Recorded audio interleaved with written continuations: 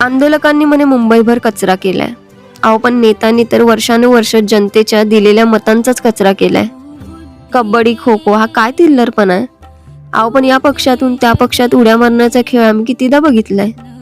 ही रिकाम टेकडी लोक मुंबई फिरायला आली आहेत. अहो पण हीच लोक वर्षभर आपल्यासाठी धान्य पिकून आपलं पोट भरणारी आहेत.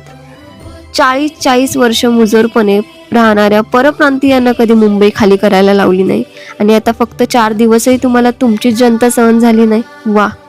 बरं मुंबईकरांनो ऐका, लढा हा मागण्यांचा आहे आणि प्रत्येक समूहाच्या मागण्या वेगळ्या असू शकतात.